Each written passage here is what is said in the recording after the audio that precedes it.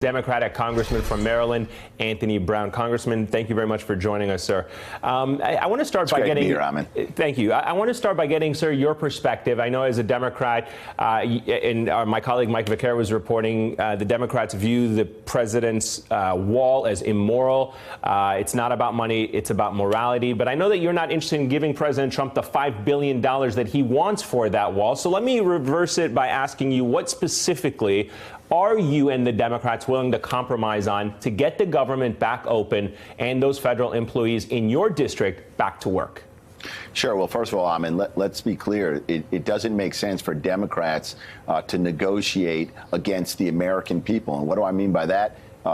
We know that a majority of the American people oppose a border wall, and even more Americans oppose a government shutdown in order to make progress on building an immoral and impractical border wall. This is squarely in the president's lap. He has the ability to open up government. We sent him a bipartisan bill. The Senate sent it over to the House. And then what happened is President Trump got in the room with Speaker Ryan. He put him in a full Nelson, body slammed him down to the mat. The Freedom Caucus piled on. Paul Ryan cried uncle. And next thing you know, we've got $5.7 billion in a measure going back to the Senate for a border wall, which nobody wants. So let me ask you this, though. The president and Republicans and certainly his allies are making the point that, look, the president campaigned on this issue. He has the mandate from the people that elected him. And so he's coming at this from that position, which is this is something the American people voted on because it was a signature issue of his campaign. You're saying the American people now don't want that wall. Yeah, what he campaigned on was that Mexico would pay for the wall. He had rallying cries and chants during his campaign speeches where Americans that supported him understood that he would have Mexico pay for the wall. He's not even talking to Mexico about the wall. So when you ask Americans, do you want America to pay for a wall, a majority of Americans say no, absolutely not.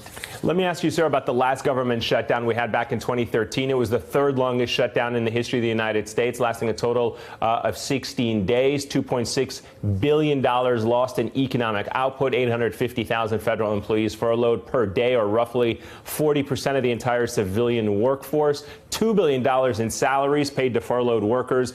Total compensation costs, including benefits, are in the range of something like $2.5 billion. You had 0.3 reduction in real GDP growth because of the reduction in hours worked by federal employees. How is this year's shutdown different? Do you think that it could last long enough so that it could actually reach those staggering numbers that we were just talking about?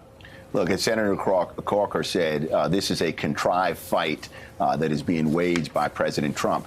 If he allows it to go into the new year, we are going to see, I believe, similar economic and personal financial harm to not only federal government employees who may get retroactive pay, although under a Trump administration, I'd question that, but federal contractors who will not be on the job and they are not going to get paid. Yesterday, I was in the dry cleaners, and my dry cleaner told me that volume is down.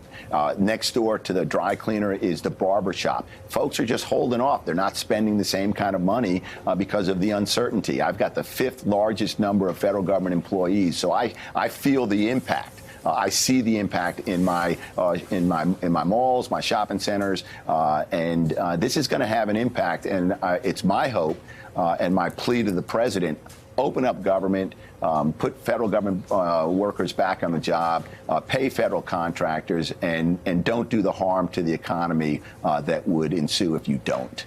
Congressman, I got to ask you before I let you go. I know that considering that you're on the Armed Services Committee, what is your take on the president's decision to withdraw from Syria? Is it a good or bad move, given the fact that when he went in there in the first place, he did not have congressional authorization? A lot of people felt that was an unnecessary move for the U.S. to get involved in, an unnecessary war for the U.S. to get involved in. How do you see it now?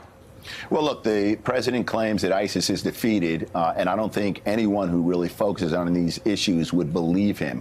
That's why Envoy McGurk quit early. That's why Secretary Mattis resigned, which is a rebuke of the president's worldview and his position in Syria. The president owes it, I think, to the American people, to come forward and state what is the criteria he is using to reach the conclusion that ISIS is defeated. He needs to speak to issues like how are we going to address the civil strife that continues in Syria, the refugee crisis in Syria, the humanitarian crisis in Syria. So there are a lot of unanswered questions. So regardless of whether you agree with his decision or not, the process stinks. And the result is not necessarily the right one, and we need to have questions answered to make a better determination about the president's decision. Hey there, I'm Chris Hayes from MSNBC. Thanks for watching MSNBC on YouTube. If you want to keep up to date with the videos we're putting out, you can click subscribe just below me, or click over on this list to see lots of other great videos.